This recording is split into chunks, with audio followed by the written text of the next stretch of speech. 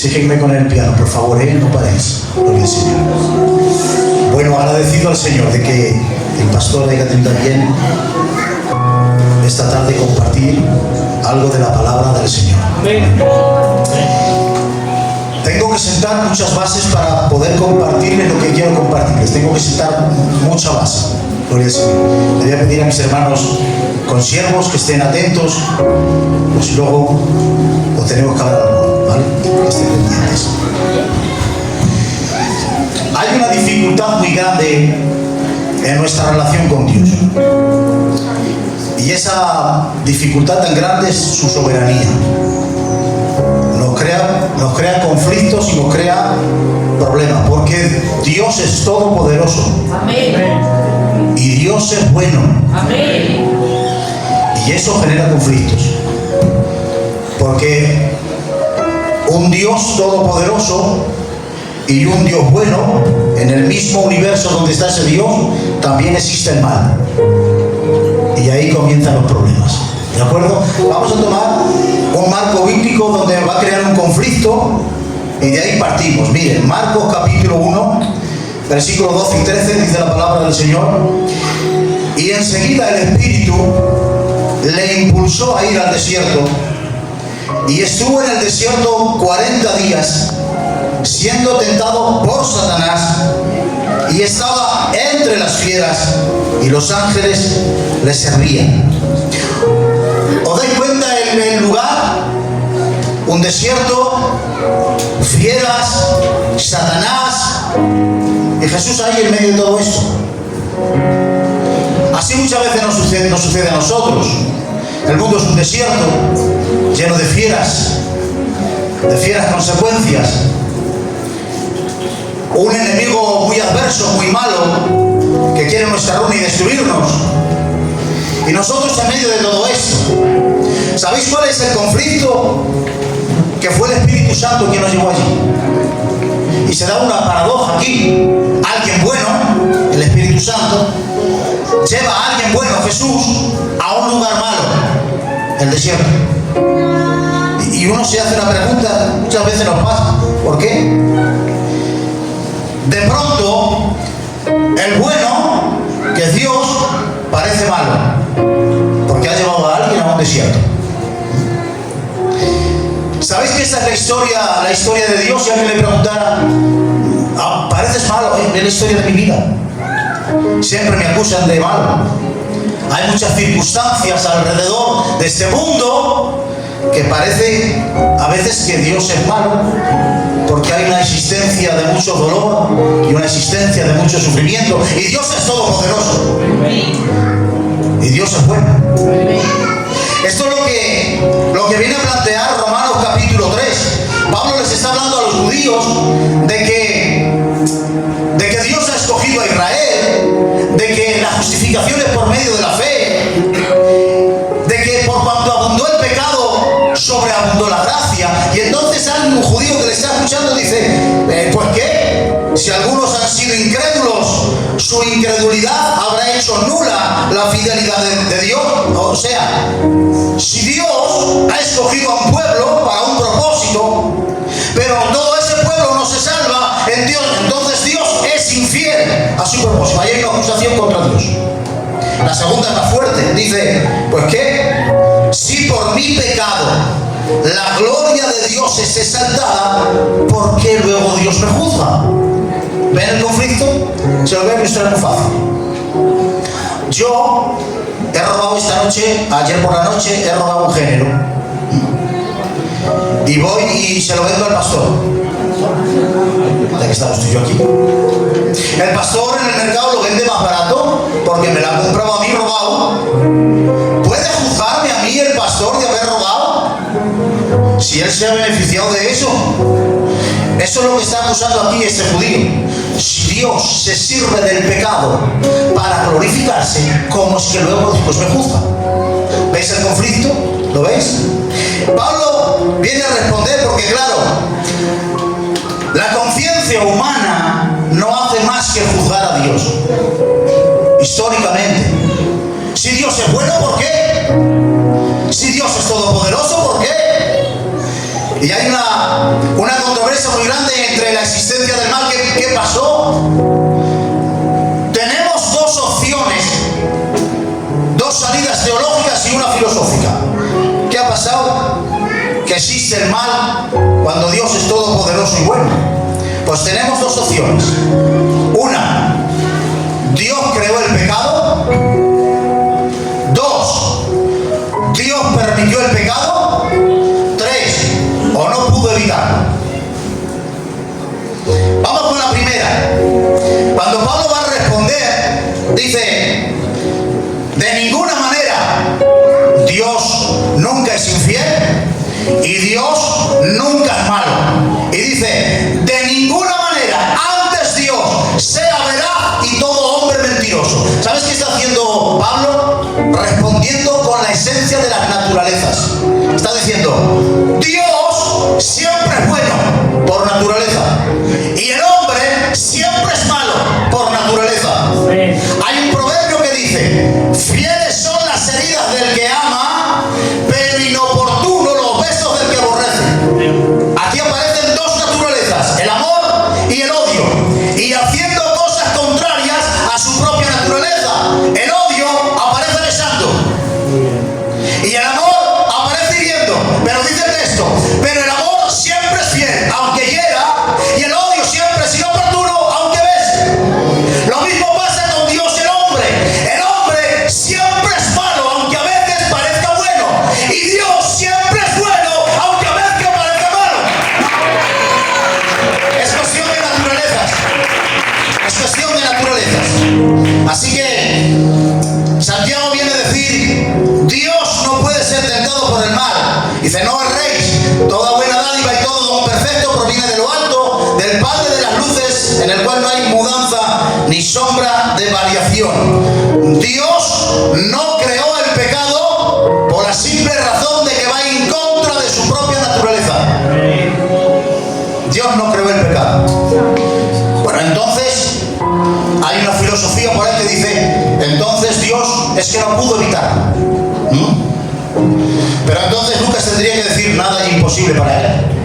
Y Job viene a decir: él extiende el norte sobre el vacío y cuelga la tierra sobre la nada, oscurece la faz de su trono, puso límite a la superficie de las aguas.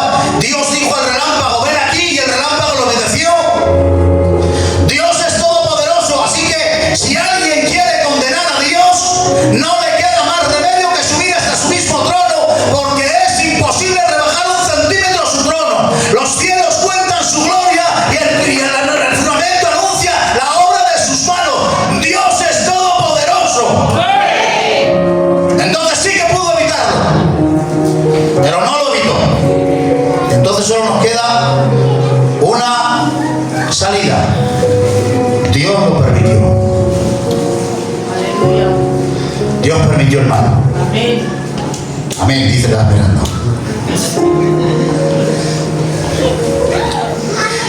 ¿Por qué Dios permitió el mal? Esta es la cuestión. ¿Por qué Dios permitió el mal? Aquí está lo que se llama la voluntad permisiva y la voluntad decretiva.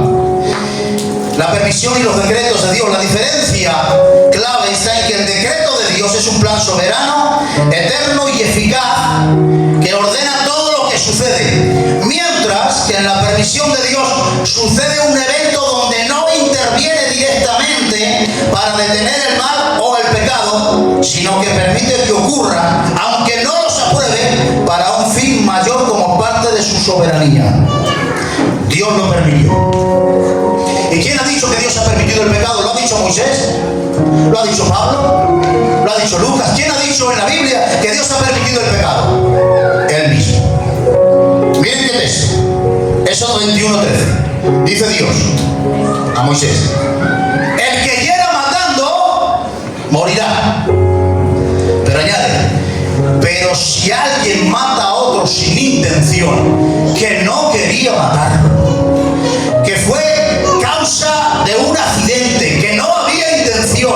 Si alguien mata a otro y no había intención, producto de la casualidad, por culpa de la gravedad, tiró una piedra hacia allí y cayó para el otro lado, no se dio cuenta y le empujó. La culpa la tiene la ley de la gravedad, la culpa la tiene la mala suerte, la culpa la tiene el azar. Dice el texto: pero si alguien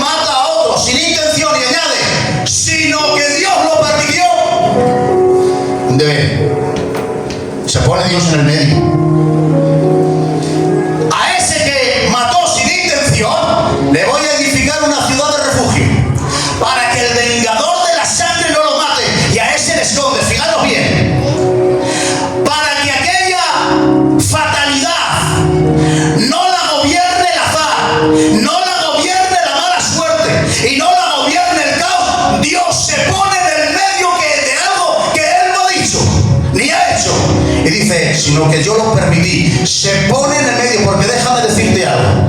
La soberanía de Dios se hace responsable de lo que permite. Amén. ¿Para qué?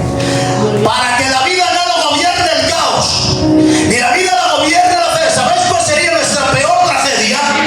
Que nuestra vida estuviese en manos del caos, de la suerte y del azar. Dios no permite que ni tu vida, ni mi vida, la gobierne el caos, ni la mala suerte. Se pone en medio de cualquier tragedia para convertir todas tus tragedias en un plan y en un propósito. Por eso se pone en el medio. Si no me pongo en el medio a este que ha matado sin intención, vendría el vengador de la sangre y lo mataría. Y a este vendría otro y lo mataría. Sería todo un caos. Y Dios no permite que la existencia la gobierne el caos. Porque Dios es soberano. Mirad.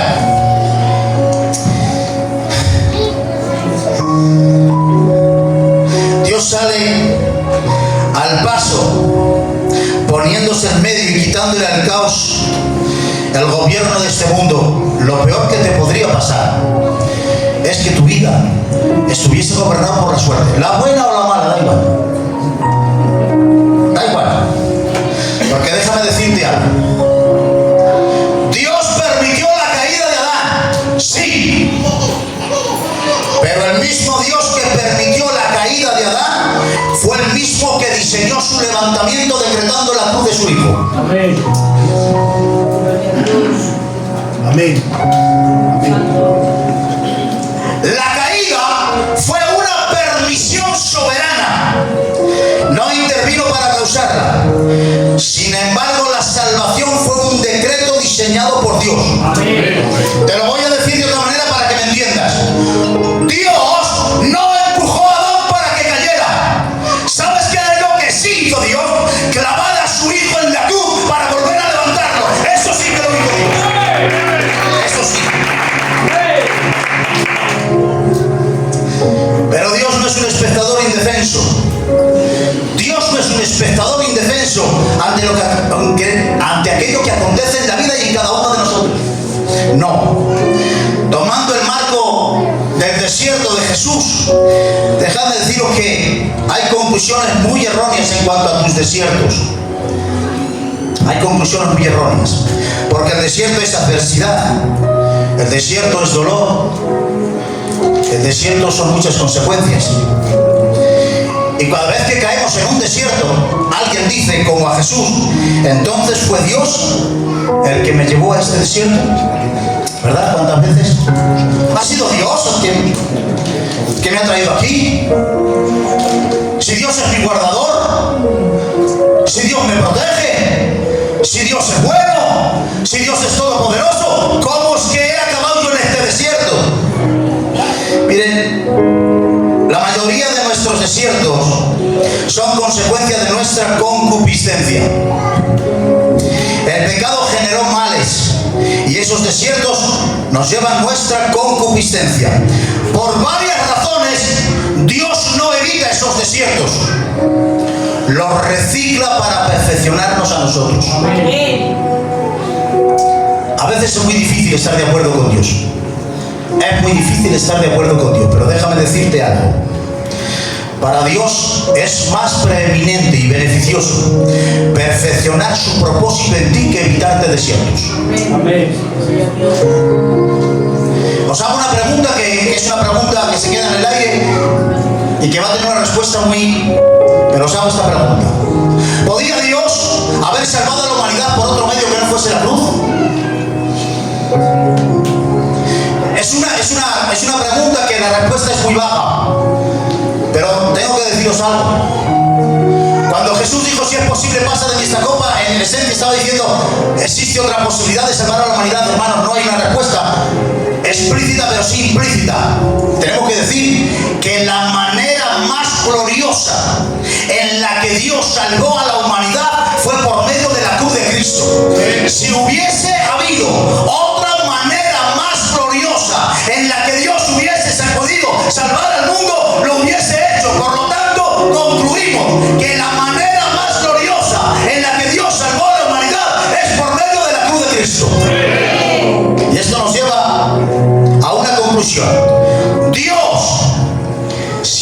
escogerá la manera más gloriosa de llevar tu vida. Siempre escogerá la manera más gloriosa de perfeccionarte. Pero esto implica que en ocasiones esa manera también es la más dolorosa. Por eso a Jesús lo tuvo que llevar el Espíritu, donde a nosotros nos lleva la concupiscencia. A Él lo tuvo que llevar el Espíritu, porque en Él no había concupiscencia. Porque Jesús era semejante a nosotros, pero no igual. No es lo mismo ser semejante que ser igual. Hebreos dice que era semejante en todo, pero una gran diferencia, sin pecado.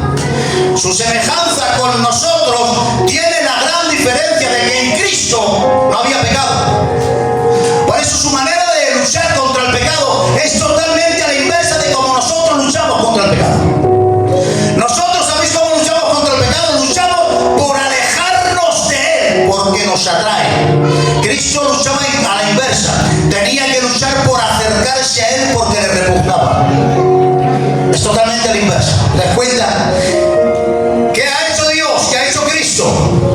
Ha intervenido en medio de nuestra semejanza y ha conseguido que nuestras tragedias no estén gobernadas por el azar, sino que todas nuestras tragedias, al intervenir Él, las ha convertido en un propósito.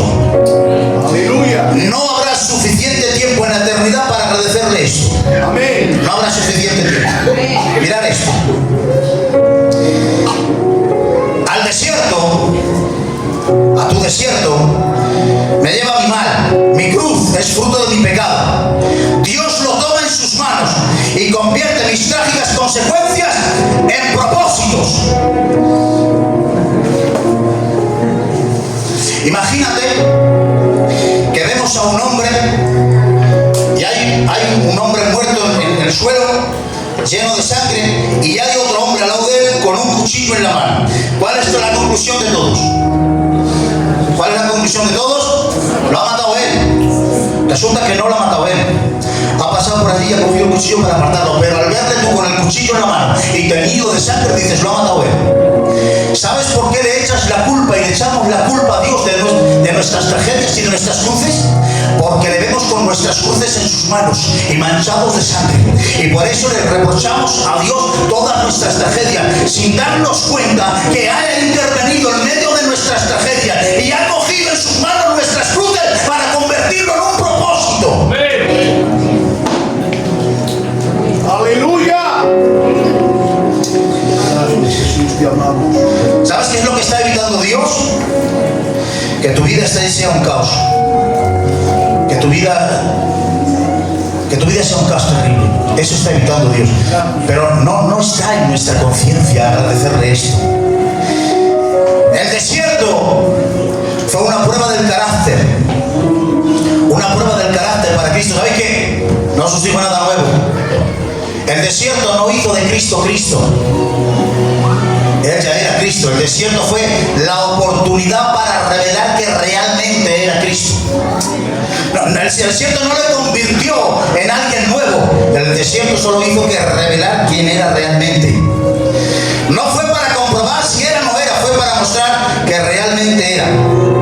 Y esa es la diferencia entre la tentación de nuestra concupiscencia, atizada por Satanás, y la prueba de Dios para forjar el carácter. Santiago 1:13 dice: cuando alguno es tentado, no diga que es tentado de parte de Dios, porque Dios no puede ser tentado por el mal, ni Él tienta a nadie, sino que cada uno es tentado cuando en su propia concupiscencia es atraído y seducido. Dios prueba, Satanás tienta. El desierto puede ser el mismo, pero lo que Satanás está utilizando para destruirte, Dios lo utilizará para corregirte, perfeccionarte y edificarte. La prueba puede ser la misma. Mirad, la prueba viene de Dios o es permitida para fortalecer el carácter, mientras que la tentación viene de nuestros propios deseos o del maligno buscando seducir al pecado. La fuente de la tentación sale de nuestro propio corazón o bien del tentador. La prueba proviene de Dios o Dios lo permite en la vida del creyente. propósito de seducir al pecado, mientras que la prueba tiene el propósito de madurar al creyente. Jesús fue tentado en nuestras debilidades, no en nuestras concupiscencias. Porque si el objetivo de Dios es perfeccionar, la concupiscencia no se perfecciona, la concupiscencia se somete. Entonces, lo que se perfecciona son las debilidades. Ustedes están conmigo, ¿verdad? ¿Y cuál es la diferencia entre concupiscencia y debilidad? La concupiscencia es el instinto natural hacia el pecado. La debilidad es la incapacidad y la esclavitud ante el pecado. Dios no va a venir con una varita mágica a quitarte el instinto de pecar. Lo que va a hacer va a ser darte el poder para que puedas someterlo. Amén. Pero ese poder necesita un proceso. Y por eso vienen los desiertos. Así utiliza Dios los desiertos. Mirad.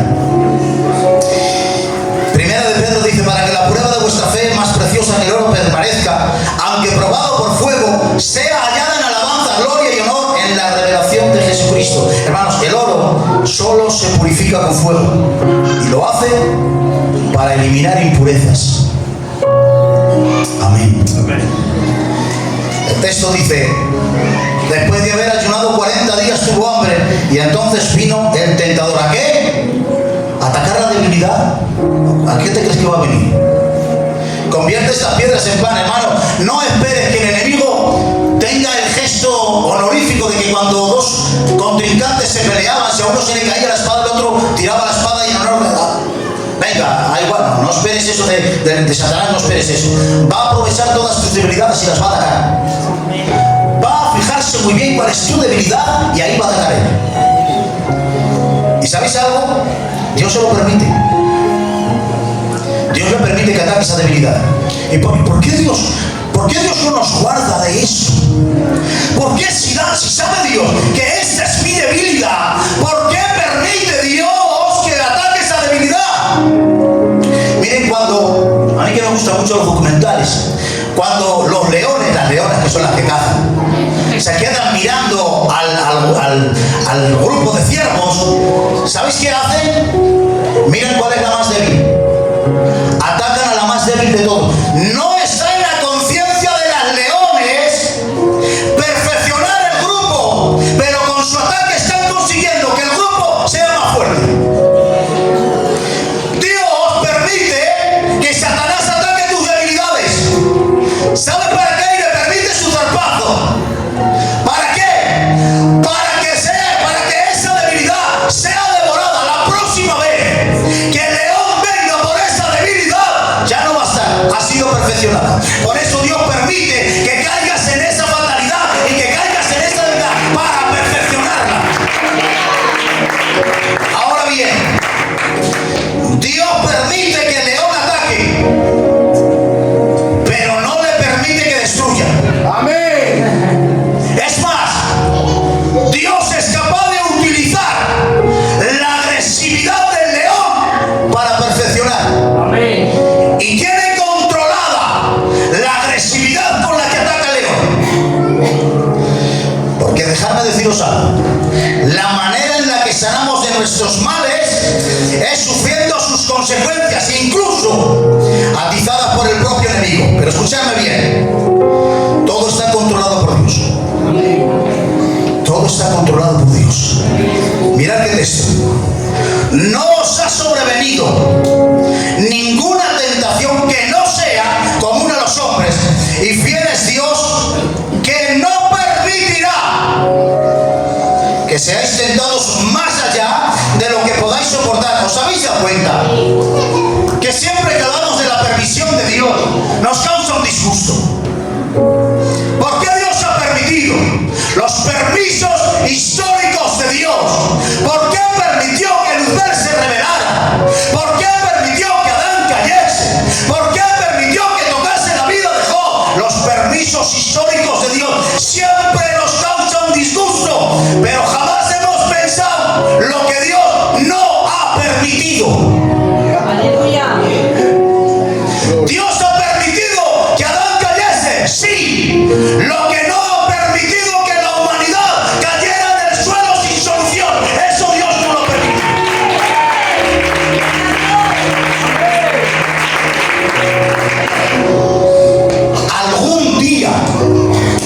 Algún día sabremos qué es lo que Dios no permitió.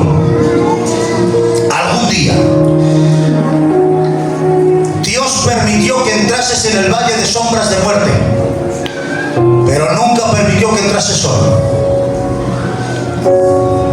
Quizá no te has dado cuenta, pero alguna vez te quejaste de la presencia de angustiadores, pero nunca le agradeciste la mesa que aderezó delante de ellos. Podrá Dios permitir que seas perseguido, pero nunca permitirá que seas desamparado. Podrá Dios permitir que seas derribado, pero nunca permitirá que seas destruido. Sin embargo, no deparamos en lo que Dios no permite. Nos quejamos de lo que ha permitido, pero no nos damos cuenta de todo aquello que Dios no ha permitido en tu vida. Ni lo sabemos. Y déjame decirte algo. Nos quejamos de lo que Dios permite porque se nos olvida lo que realmente merecemos.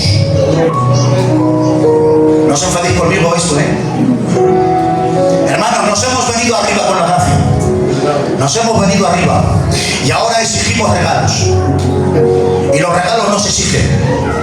Porque entre lo que Dios permite y lo que realmente merecemos se esconde la longanimidad y oportunidad de su gracia. Y esa no deparamos en ella. Entre lo que Dios permite y lo que merece se ha escondido la paciencia de Dios, no permitiendo que cosecharas todo lo que sembraste. Y de eso no nos damos cuenta. Lucas capítulo 13, hay un viñador que dice: esta higuera lleva mucho tiempo sin dar frutos, ya lleva 3 años, voy a cortarla. Pero el viñador se pone y le dice: Señor, por favor, dale un año más, la cultivaré y la acabaré. ¡Un año más! Merecía ser cortada ese año, pero la intervención de aquel mediador le dio un año más. Dios mío. ¿Qué le dijo Dios a Adán? El día que comas, morirás. Pero ¿sabéis? Le desechó de Edén y le cubrió con pieles, y ahí se estaba escondiendo la oportunidad de gracia que Dios le iba a conceder a toda la humanidad por medio del sacrificio de Cristo, y nadie lo sabía. Hermanos, si Dios hubiese dejado, lo voy a decir despacio, si Dios hubiese dejado a toda la humanidad en su estado caído, hubiese sido un acto de justicia. Romanos 3:4 le dice Pablo a Dios: para que seas justificado en tus palabras y venzas cuando seas juzgado. Pero ¿cómo? ¿Quién juzgado? Dios juzgado, sí. En la conciencia humana continuamente le están juzgando. La conciencia humana no hace más que sentar a Dios en el banquillo de los acusados. ¿Por qué permitió? Pero ¿sabes qué dice la palabra del Señor? Que en el juicio final, con todas las pruebas delante, Dios saldrá vindicado y absuelto de condenar a los rebeldes. Escucha, Dios en el juicio del trono blanco saldrá inocente de condenar al rebelde. El texto dice: toda lengua confesará que Jesucristo es el Señor. Incluye la lengua de los rebeldes. Hermanos, la mediación de Cristo no permitió que cosecháramos lo que merecíamos. ¿Me dejáis poneros un caso muy... Unos judíos han sido matados por Pilatos, porque Pilatos ha querido coger dinero del templo, y como se han opuesto, Pilatos los ha matado. Ahora los judíos que lo han visto le dicen a Jesús: Jesús, ¿qué mal han hecho estos para que Dios los castigue matándolos? Y ahora está diciendo, claro, porque Dios, la muerte es el fruto de haber pecado. Entonces, ¿qué pecado han cometido estos para que Dios les emitiera este juicio y han muerto? Y ahora Jesús dice: ¿vosotros pensáis que sois mejores que ellos? Si no os arrepentís, vosotros caéis igual. Y les pone otro caso. Les dice: ¿qué pasó con la torre de Siloé? 18 judíos cayeron muertos porque una torre cayó sobre ellos. Ellos ponen un caso de galileos que eran judíos de segundo orden. Esos galileos despreciables los ha matado Pilatos. ¿Qué han hecho? que murieron en Siloé no eran judíos de segunda categoría, eran judíos de Jerusalén. La torre no cayó por manos humanas, cayó ella sola. ¿A quién le vais a echar la culpa? ¿A Dios? ¿Sabes qué les estaba diciendo Cristo? La pregunta no es ¿qué fue de malo? ¿Qué de malo hicieron estos para morir? La pregunta es ¿qué habéis hecho vosotros de bueno para seguir con vida? ¿Qué habéis hecho vosotros de bueno para seguir con vida? Si Dios pagara a cada uno conforme su justicia,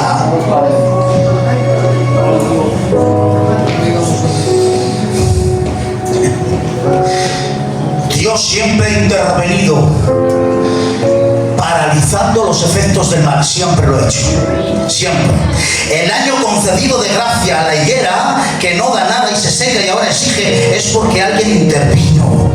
Dios ha aplastado muchas veces las siembras que tú has hecho y no has recogido, porque a lo que Dios permite le pone límites. Escúchame bien, cuando Dios le quite esos límites, veremos qué fue lo que Dios no permitió. Y dejadme entrar en la recta final. Esto fue lo que le pasó a la historia de Job. Dios le dio permiso.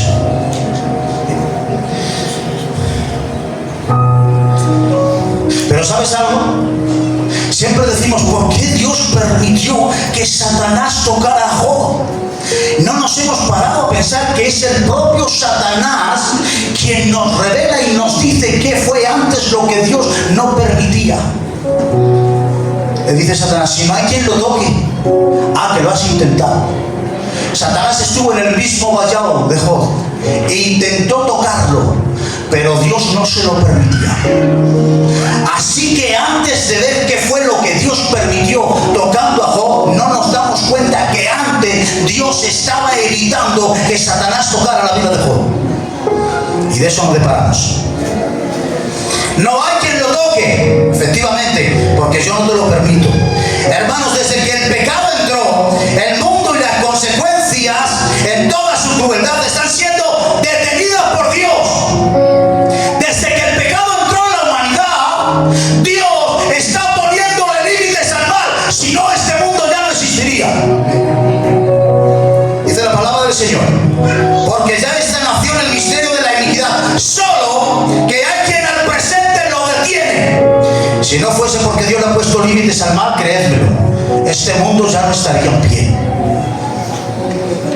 Dios permitió a Satanás que tocase el mundo de Job sin tocar su vida. Dice la palabra del Señor que Satanás se pone delante de Dios.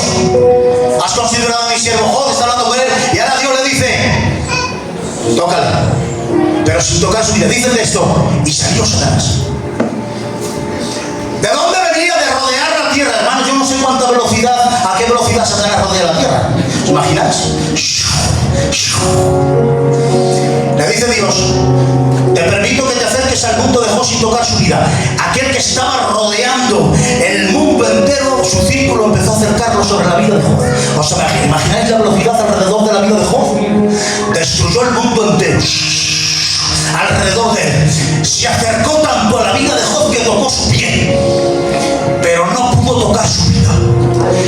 Tuvo que ser desesperante para Satanás tener a Job tan cerca y no poder tocarlo, porque Dios no se lo permitía. Hablamos de lo que Dios ha permitido y no nos damos cuenta del milagro que Job se mantuviera con vida en medio de un montón de cenizas. Nos quejamos por la vida que tenemos, por el mundo que nos rodea, y no nos damos cuenta que si has podido formar una familia, si estás hoy aquí alabando a Dios, es porque Dios te tiene guardado. Si no, tú no estarías aquí.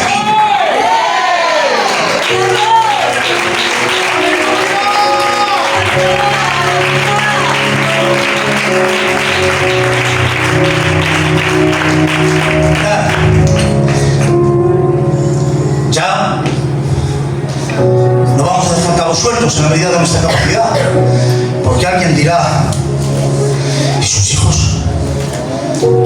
¿Sus hijos sí los tocó? Es verdad. Mira, Dios no le puso límites y qué rápido fue Satanás. ¿Te das cuenta?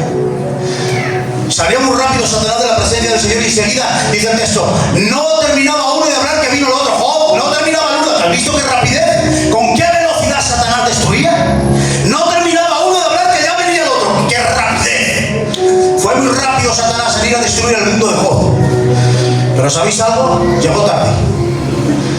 Porque todas las mañanas temprano Job se levantaba a presentar un sacrificio. No vaya a ser que mis hijos han pecado. Cuando Satanás vino a destruir el mundo de Job, antes había habido un sacrificio que no les preservaba la vida en la tierra, pero estaba guardando su eternidad. ¡Es verdad! Este mundo está lleno de tragedia. ¡Es verdad! Este mundo está lleno de calamidad. Pero hay un sacrificio antes de la fundación del mundo que te guarda de esta tierra y la eternidad la tienes asegurada. Él fue crucificado antes de la fundación del mundo. Satanás puede tocar tu piel, puede tocar tu vida. Lo que no puede tocar es su eternidad. Lo que no puede tocar es la promesa. Lo que no puede tocar es el propósito de Dios en ti. Lo que Dios ha dicho lo tiene cumplido.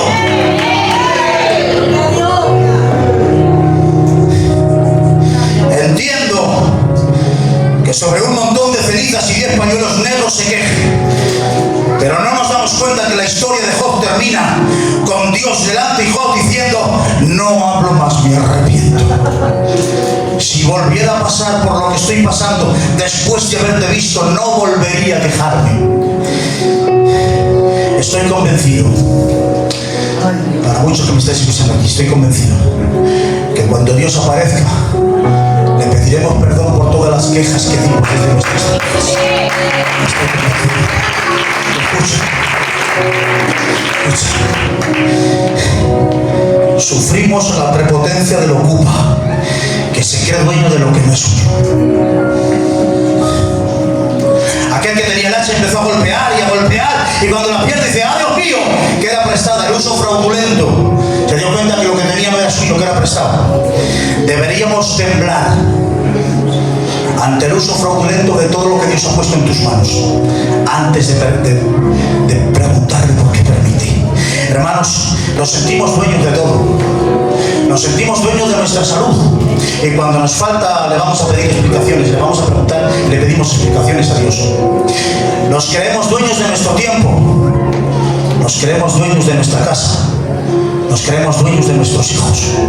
Creemos que es nuestro. Escúchame bien, no somos dueños de nada. Todos prestados. Absolutamente de nada. Aquel que dijo, que fue a quejarse delante del viñador, dice, ¿por qué le das a esto lo mismo que me has dado a mí? La respuesta, no me es lícito hacer lo que quiero con lo que es mío. Le dice Dios a Ezequiel, te quito de un golpe el deleite de tus ojos. Soy dueño de tu esposa. Soy dueño de ello, de ella. Y le dice, no llores y reprime el suspirar. No solo soy dueño de tu esposa, soy dueño hasta de tus suspiros. No llores. Sé que nos falta mucha comprensión existencial para llegar hasta donde el Job dijo, Jehová dio, Jehová quitó. Desnude vine y desnudo me voy. Sea bendito su nombre. Llegar a eso entiendo que es difícil. Pero Job reconoce los derechos soberanos del dueño. Dejarme terminar con este texto.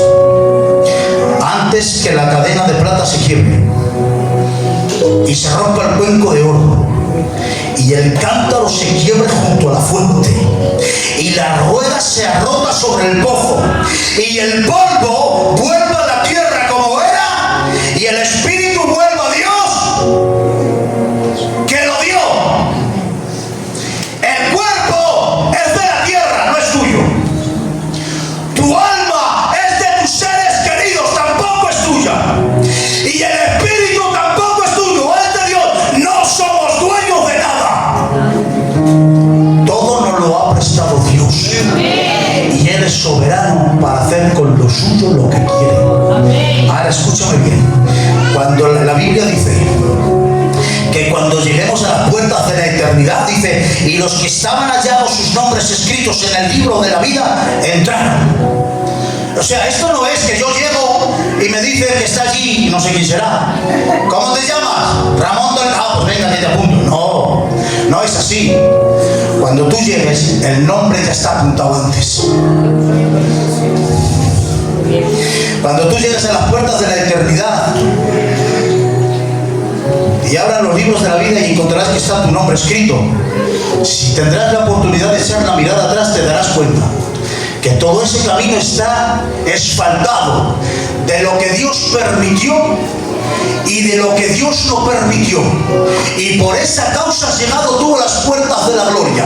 Gracias a lo que Dios ha permitido en tu vida. Y lo que no ha permitido en tu vida es que tú escucharás a Dios decirte: entra, buen siervo, que en lo poco has sido fiel, en lo mucho te pondré. Amén. Por lo que Dios permitió y por lo que Dios no permitió, es que nosotros llegamos a la gloria. Así que entre lo que Dios permitió, déjame terminar así. Mira delante de quién estás, y ahora adoramos al Señor un minuto. El que permitió tus heridas ha diseñado tu sanidad. El que ha permitido tus fracasos ha diseñado tus triunfos. El que permitió tu quebranto, fruto de tus propios males, ha diseñado tu restauración, fruto de su amor soberano. El sufrir es retributivo, la gracia es un don inmerecido. Así que deja de quejarte por lo que Dios ha permitido, agradece lo que no ha permitido y arrodíllate ante lo que Dios ha diseñado para ti.